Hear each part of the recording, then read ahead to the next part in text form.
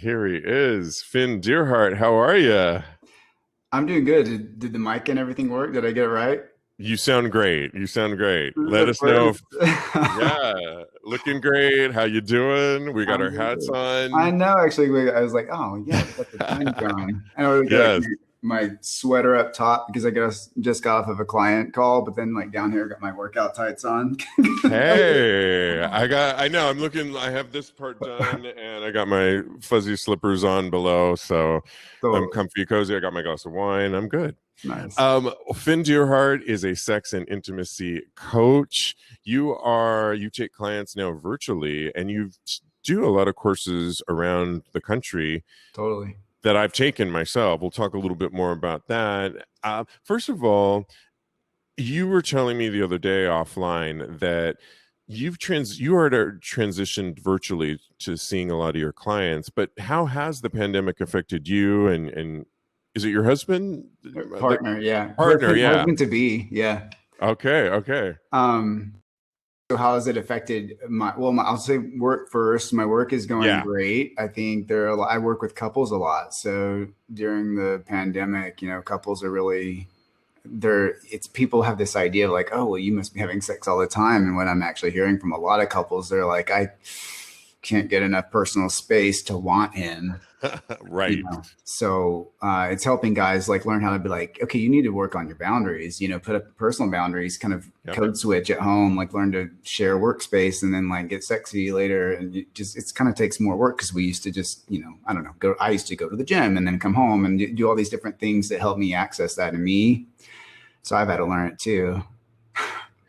Exactly. And one of the things, so with clients, you were telling me that actually you had an office in San Francisco. You've since moved further north in Yep, California, but it's actually expanded your business, right? Because you can totally. see more people virtually and have a little bit more of this time you're talking about, like living with your partner and Mhm. managing your day. Yeah, totally.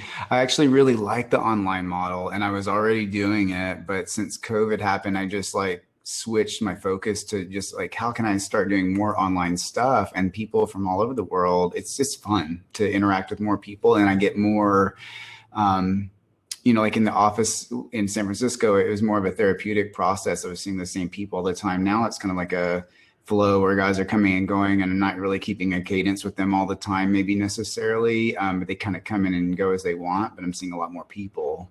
So Right. it's a little different, but I think it's really fun. And like guys from other cultures. So I'm getting a cross-cultural experience even for myself in my work with them. It's been really awesome. Well, in this first section, I wanted to talk to you called Vulnerable Voices. We do this ongoing since we started Tags Live, and it's really a chance for us, gay men, and everybody in the LGBTQ world that has been a part of our show to kind of dig a little bit deeper. And it was a little bit of what we were talking about the other day on our phone call, and it's about self love, and particularly in this time of our pandemic. Have you noticed that I've noticed that I'll start with my own.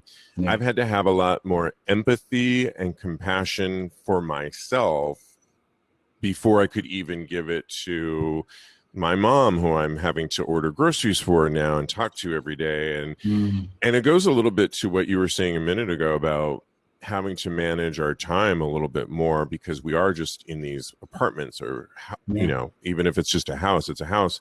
And can you just talk about the empathy that you've experienced or the compassion for yourself or what you might be seeing in some of your clients that they might be needing? Totally. Yeah, yes, I would say right off, like, however you can let yourself off the hook, do it just by Yes. default. Because if you can't do that for yourself, you're gonna project it onto other people. It's Right. like when it's like it's like, oh, you're that way with yourself, that's how you talk to yourself, and that's why it's coming out with other people. So like I think compassion really can't happen until we really go towards ourselves with it. And that's a hard thing because a lot of us carry this like I'm not worthy. Is it really okay? I've never been allowed to let myself off the hook. And I think it's so important, especially right now. Like Yeah. there's so many things that we're dealing with. This COVID situation has been an accelerator in this, in a sense, like this massive compression of whatever you already dealt with internally that was may or may not have been, available in your conscious mind. Just like bubbling over, and with partners, it's like, people are, splitting up right now a lot. Yeah, it's weird. Either some are splitting up couples, or you read about all. I was just reading a headline in one of the gay online magazines that said all these couples that are getting married, proposals. So it's either Yeah, like we're getting married or we're breaking up. for And the same reason, right? Like yeah, the compression. Yeah, go ahead. well, you were sharing with me, I don't know how much you want to share about that, but you lived in San Francisco. I went to your apartment once. It was so great, but it was smaller. I didn't think it was small, but to live with a partner, it might Totally. be. And now you've moved to tell us where you live and how the space that you were talking about that has been such a good thing in your relationship. Because I think a lot of people listening that are in relationships may or may not relate to this. Yeah, that's a great question. I did live in a one-bedroom apartment in San Francisco. He and I did, but we both had offices elsewhere. So there was this like behavioral, ecology of coming and going. And then we'd have friends, they would come in and out, and we just lived that way. Once we were in lockdown together, then it's like, you know, I'm trying to like take care of my clients in the kitchen, and then like walking from the kitchen to go to the bathroom. He's like, "Hey, and I'm like, I can't right now." Yeah. And I might be snippy a couple times, and then he doesn't want to like kiss me later because it just kind of keeps bleeding over into every other interaction.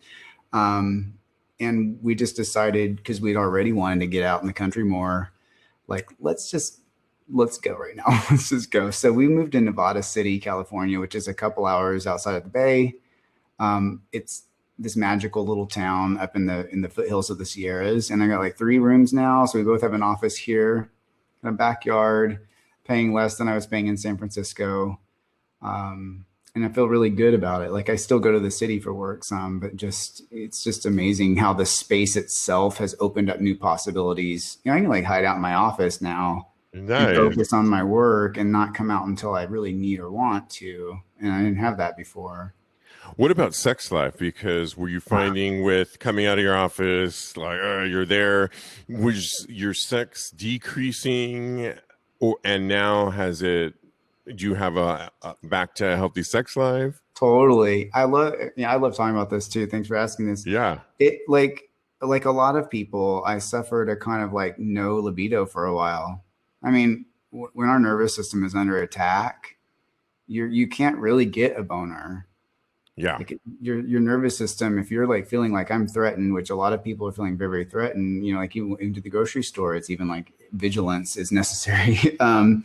Yeah. And it makes it Right. where it's hard to be aroused. We have to feel safe and grounded and comfortable and open and expanded. You can't feel contracted and like expansive at the same time, So Right. people feel perplexed. But then some people are really extra horny during all of this too. Like that's how they handle it.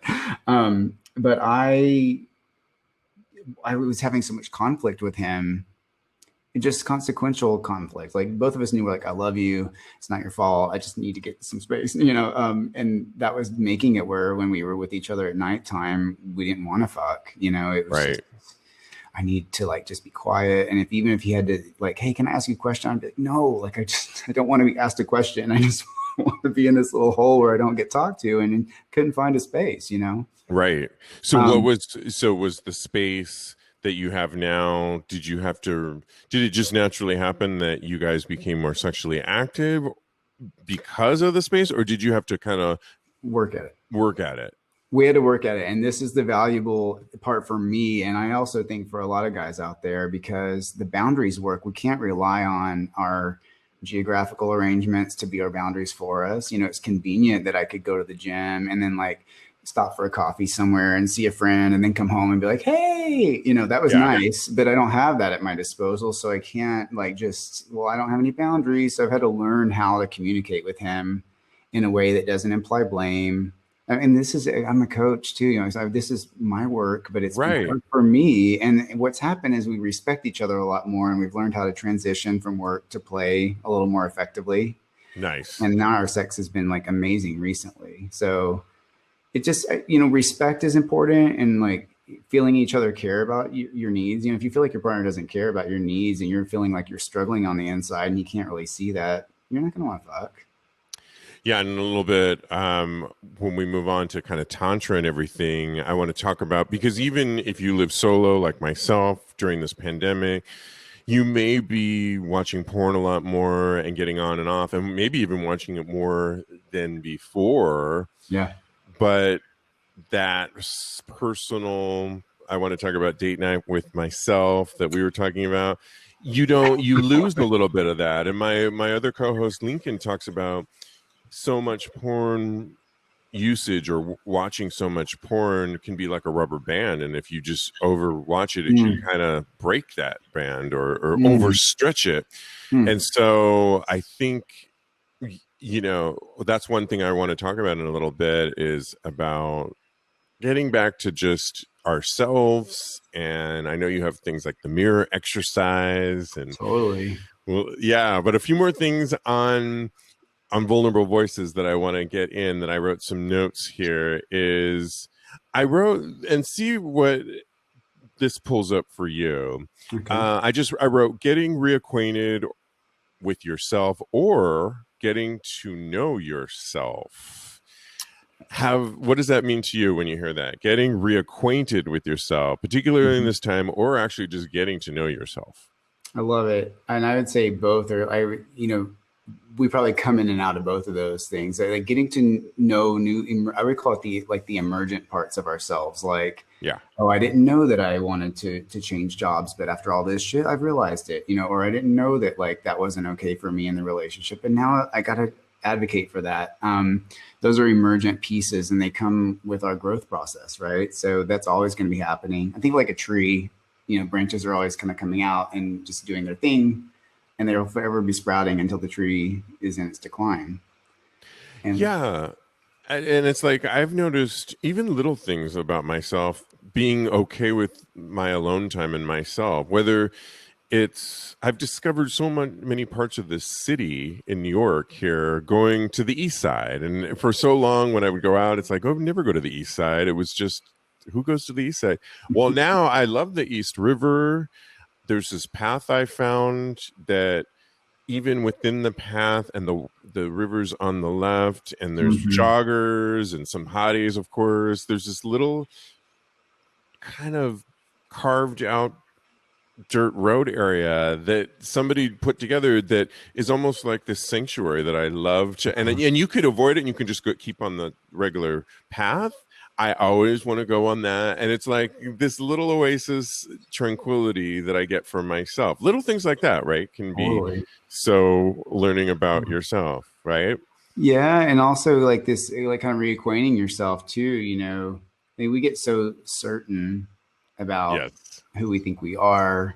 Like, you ever have the experience where you're like telling somebody like blah blah blah, I think this is it, and then like you find yourself saying kind of like the opposite to somebody else and being like, What's going on, right? what's up with this? Am I crazy? Yes, and like we all are. So there's this internal contradiction. So I would just say, like, when we pick a partner or a boyfriend, we kind of pick a narrative that's us, and all the other stuff about Yes. us gets kind of left out. And then we're like, either we struggle to bring it in, or we kind of go back and forth. That is so interesting that you say that. We've You're right, because when I have dated people in the past, I kind of put that thing that they like about me, I amplify those things, and maybe I was dating somebody in this pandemic that lived in my building of all places. We're some friends. He's a neat freak, and I found myself, and I'm not dirty, but like I'm talking like everything in the cupboard had a place perfectly. The spices were lined up like Yeah, this, he's like and I holding your found breath. myself doing not wanting him to come over like here, even though my place was fine, but morphing myself into some of those things. And then, or sexually, even, he had decided I was going to be, I though I can bottom at times, it's not exclusive. And in his mind, he thought I was always going to be ready for that. And I wasn't. And I found myself, Steve, you're a strong guy. You're not physically, but you speak up a lot. You host a show about, Mhm. and I wasn't even speaking up about, no, I'm not ready, or I don't want to do that right now. Can we do some other things? It's Yeah, compromising. So yeah, to your point. totally. Totally. Oh my God, I've like been, yeah. And I mean, I've been having you, can you relate to being in a sexual situation where you're like doing what you're doing and being like, why am I doing this? Yes, an out-of-body experience where you're looking at yourself, Totally. yeah, choking on Mhm. this cock that you don't really want, or maybe you Right. do. I don't know.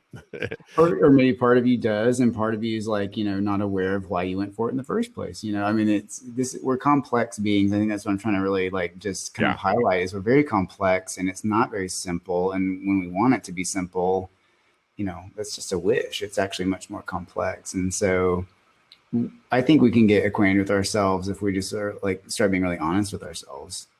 absolutely. Well, we Jot got to down move. conflicting thoughts in a journal and like, yeah. I love that idea. I love that idea. I'm going to do that. Oh, well, okay. I want to move on to our next topic of kind of, I kind of labeled it Tantra. And Okay. I know you would do a lot of work with that. I've been to a couple of or one of your seminars before. Let's just start with this thought that you were telling me you were in the city and you said you were having date night with myself. I think Yeah. you smoked some pot Yeah. and you didn't have any Story. porn. Yeah, sorry, Papa. No, you had no porn on, Right. but you were edging yourself like up and down. Can you just tell me about that experience? Because I was so intrigued and I want to do that, and I think it could be so helpful for so many people. But I bet so many of us are like, where do I start? How do I even begin Totally. that? Totally, brother. We're Yeah. all And I ears would here. the funny part about this is because I'm like, you know, I hadn't been on my own for a while. Right. I've been like with my partner 24/7. I went into the city to stay in a friend's spare apartment, and I was like, oh, I get me time. This is something I've had in months. And so, when you're by yourself, different parts come up, different things. Yeah. And I've been like, having a lot of the sex that I was having with my partner was good, but like we kind of gotten into this like little groove of comfort. And then when I was by myself, and I'm like, this, that, and like I did one. I was Kid like in the a porn, candy like store. looking at porn, and then like I use a Tenga Flip Zero. Do you have a Tenga? Say it again. What is it? A Tenga Flip Zero. What is that?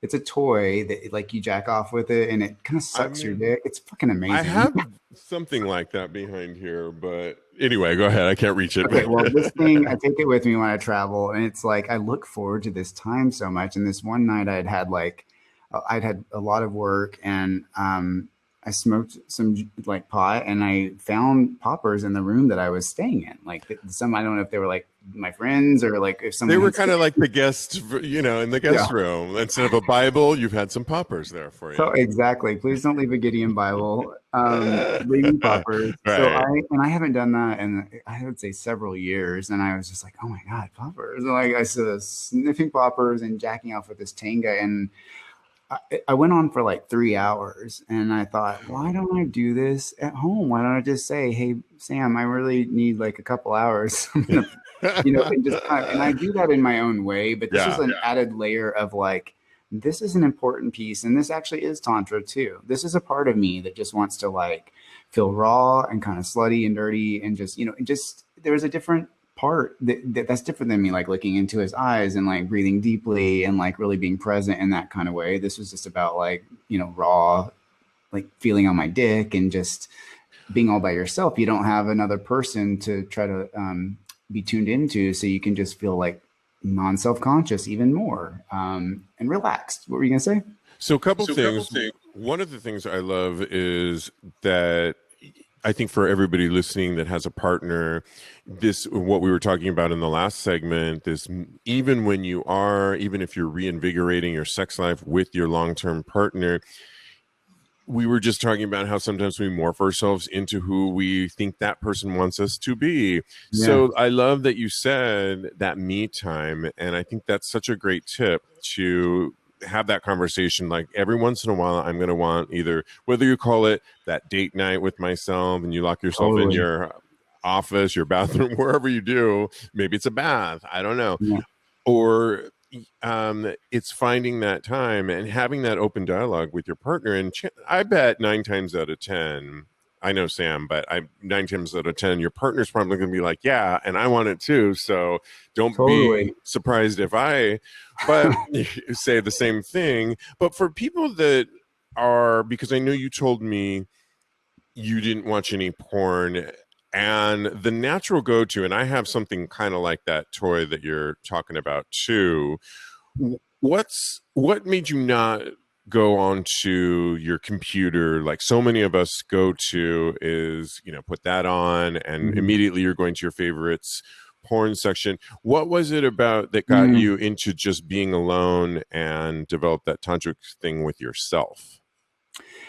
A great question. I think it's because I've had enough experiences with, and I do sometimes look at porn. Like, it's not that I Yeah, never. right, It's right. just not like my go-to, like a default. And I think that's the piece that is hard for guys because it gets a default. Like I'm horny, I'm by myself, I need porn. And they can't really break out of that kind of routine. And so then they're with their partner, and they don't even really know how to replicate the dynamics that they were feeling by themselves. But the problem is that you're lying on your back.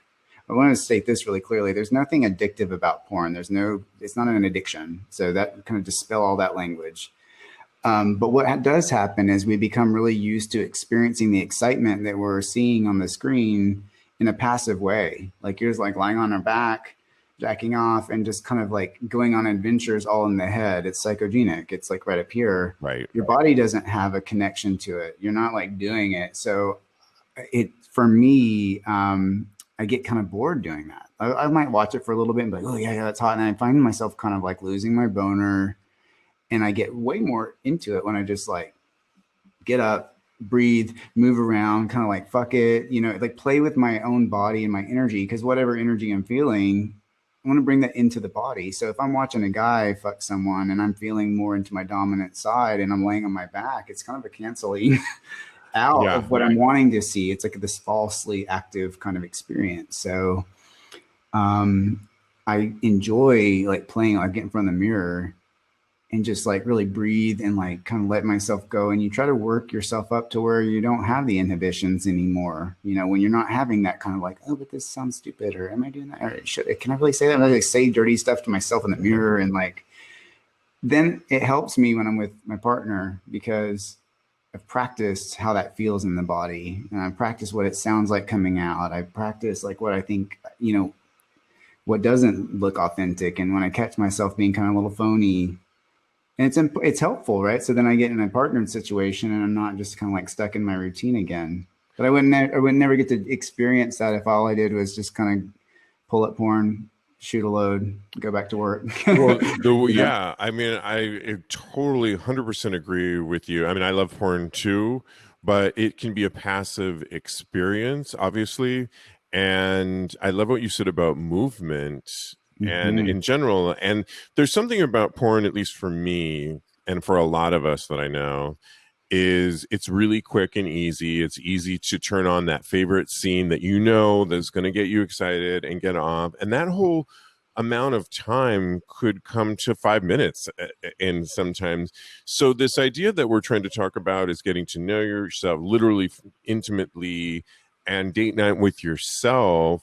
Mhm. Hopefully you want to have a longer date than 5 minutes with yourself. And Yeah, I do. so Yeah. because to me porn is so passive and oftentimes get on get off, I think avoiding it, doing things like movement in general, maybe putting on that music that kind of entices you, playing with Totally. like lighting is can be, it Yes. doesn't have to be your Christmas tree here, but it could be. You could have a Christmas, Yeah. and playing with, our senses are comprised of Mhm. sight, sound, and movement and Totally. touch. And so I love the mirror exercise because it gets you more acquainted with yourself and your Yeah. body, and I feel like you take more time so that you really can have a date night with yourself, where I feel you don't get that with porn. Porn serves a purpose and it's great, and I'm not mad at it. We talk a lot about it on the show, but it can be get on, get off, and wham bam, thank you, man. Yeah, it really does. It teaches us like it's a path. It's just like anything. Like if I Yeah. walk the same path every day, I kind of like, if you're driving somewhere and you're not even thinking about where you're driving, and you get there and you're like, what the fuck, I got here already. Yeah. because you've done it a few times or many times and you know where you're going. So you kind of like tune out. Right. So we lose the presence. I think the date night with self, like the, you know, like just being in the experience for a long time, I get to really uncover a lot about myself, and it's an affirmative kind of thing. It kind of builds into our behavior this notion that's like, I do deserve pleasure. This isn't something I have to just kind of whip out and throw away and put back up, you know, put up and my partner's going to come home. Like, that's kind of bullshit. Or not kind of, that is bullshit. So it's like, yeah, I'm going to play with myself. I really want this time tonight. I need this for me. You know, I'll let you know if I want to connect later. And it builds into this behavior, but also version of myself that's like, this matters. This is important. This Right. isn't just like a thing that is, you know, I'm checking out. People say I check out, they masturbate and check out or escape. And I'm like, well, I don't know if that's true. You might be, you know, tapping into something that you really need actually. The other thing that I'm thinking is when you watch porn, a lot of times it's just the cock jacking off that. And date night with yourself and Tantra. And in a minute, I want to ask you a little bit about if you could share some of the basics. But with Tantra, you get to explore your body and the senses that are not just erogenally targeted with your penis, and it's your Totally. dick and it's your nipples, but it's also your skin and your feet and your hands and your neck, and So hot. all Yeah. those things you can really invigorate and awaken and kind of surprise yourself. What really quick, what basics could you share if somebody's listening to this and like, okay, Tantra, what other than what we've been creating a Same. picture about, but what are we need to know about Tantra? Totally. Well, this poppers is tantra, staring into your lover's eyes.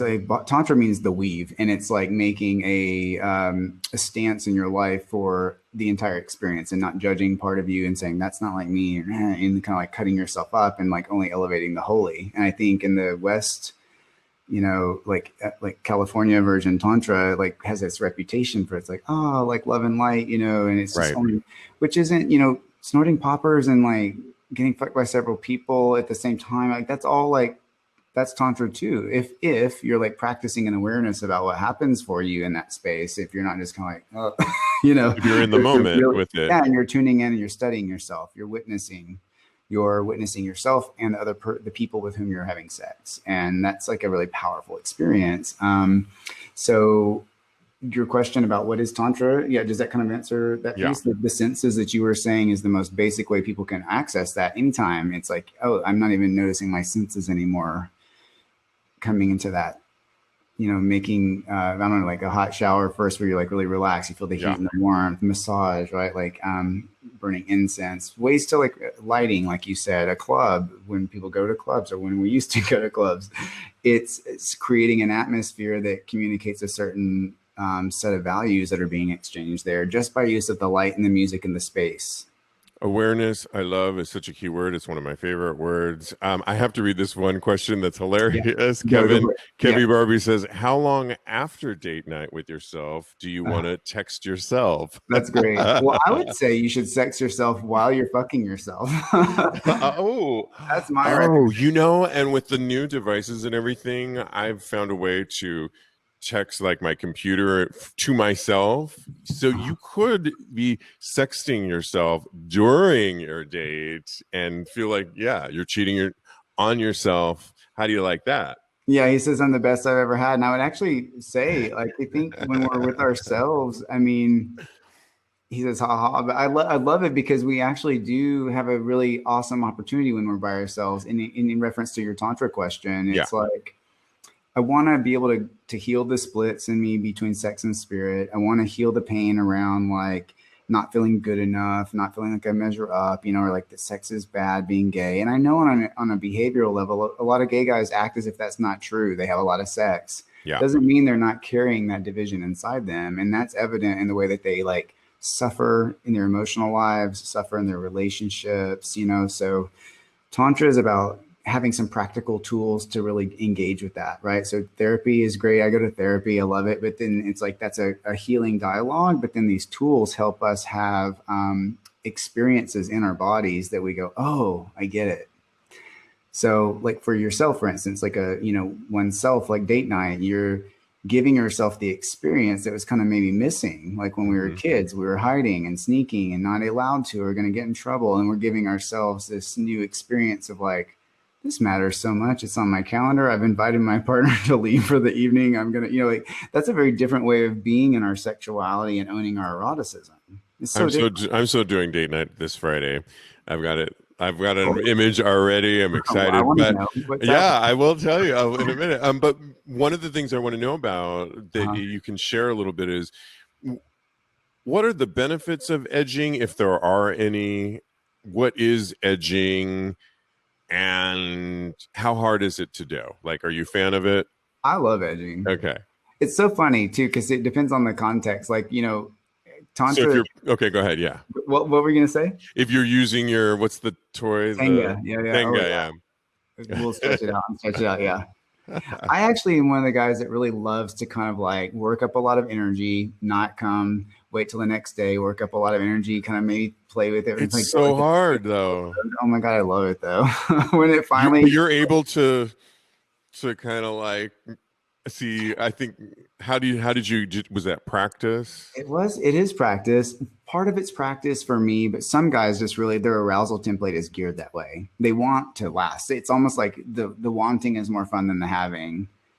That gets them off. Some I'm a guys haver, but I'm a haver, but it's torture, right? I personally think I want the cherry on the sundae. I need but I can try. I can try.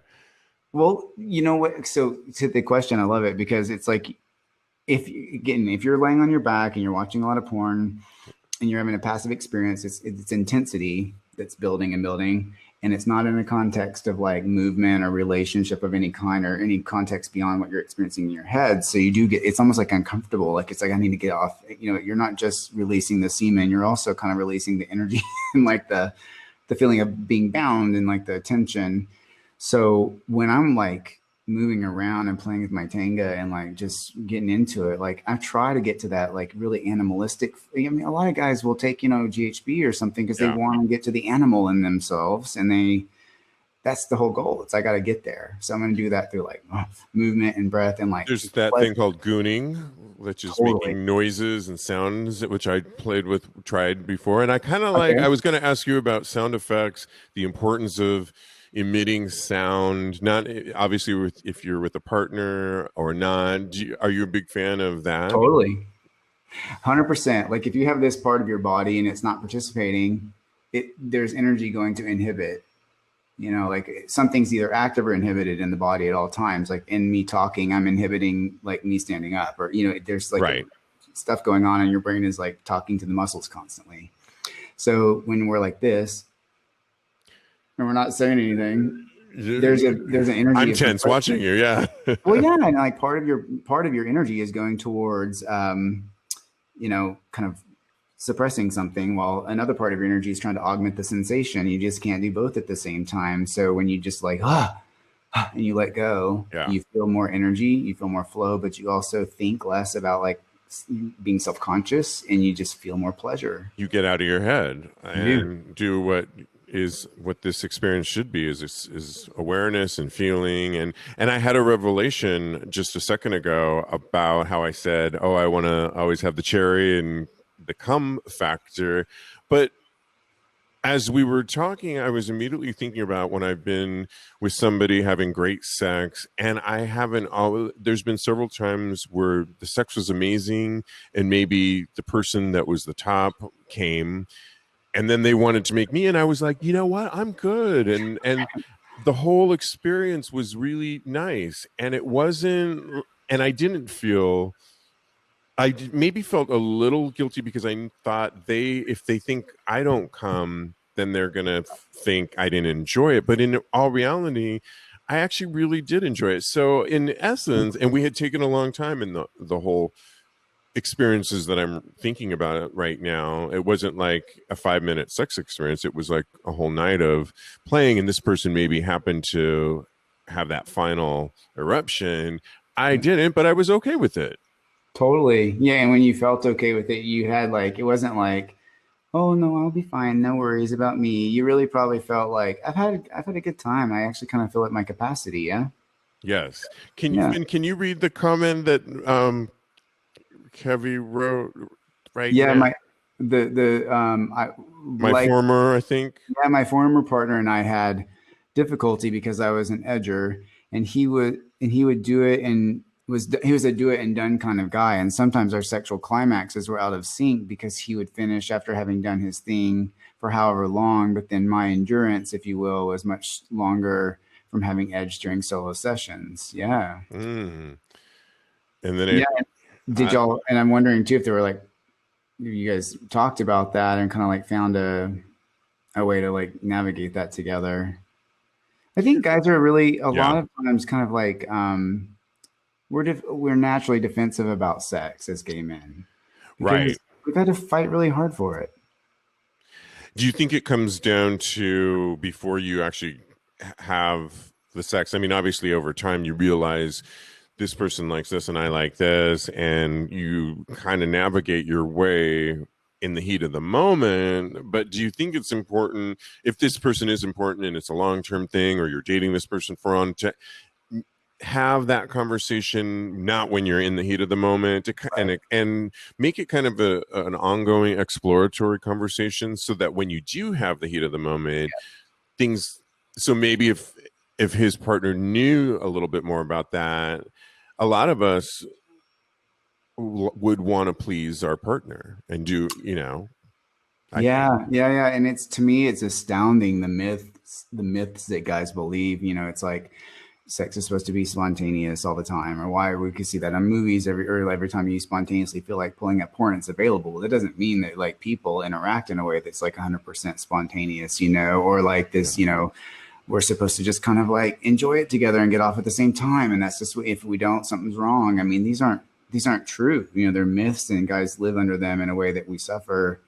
But the ongoing conversation piece, I think, is the real fucking hot part because then we just like we get more comfortable, we learn more about our partners, we get more like safer feelings. So then we're willing to take more risks. So your Right. sex actually just gets better anyway. But I've worked with guys that have been together for 10 years and they haven't even like really shared fantasies with each other because they're scared, and I think, wow.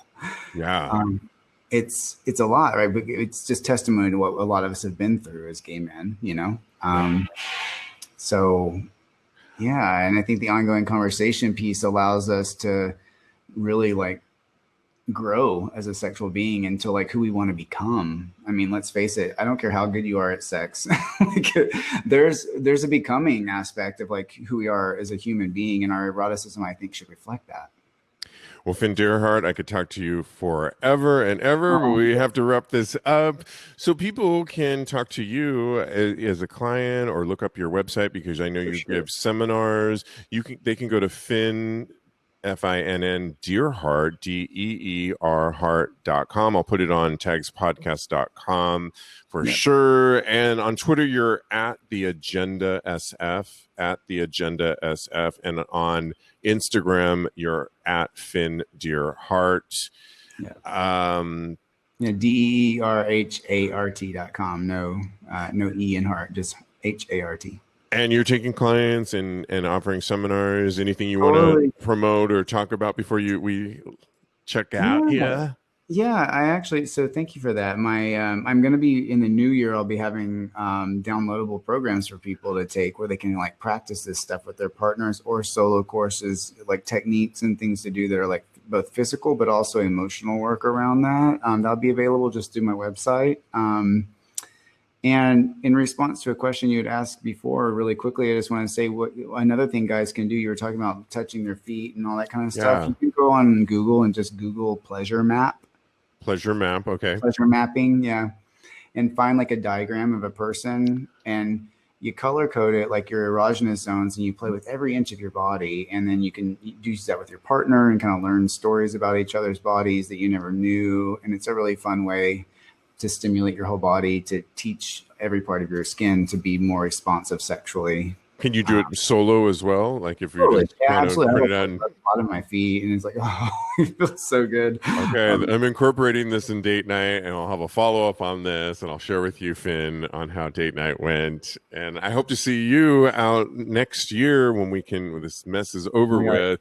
can't And wait. what's the event that I need to go to when I visit you? That's in August every year in Novato Um, City. in New York City, so are you talking about the Elements Uh, of Desire? in your neck of the woods, it's a Novato City, the Oh yeah, the gay day at the Yuba River. Gay Day at the Yuba River. I want to check that Yeah. out. Yeah, Yeah, it's like a nude beach on the Yuba River. It's cool water from like the mountains, and it's in the most beautiful place. And it's just a lot of men being able to hang out and no clothing necessary. It's a super cool vibe. I love it. I love it. Thank you so much, Finn Deerhart. As always, I love it. Yeah, I And love you. be well. Take our poll, this week's poll. Go to patreon.com/talk about gay sex and wear your mask, wash your hands, but keep it sexy and have a date night. I think it'll be fun. Thank you. That was amazing. Thank you. Yeah. Let me just turn this off real quick. You hit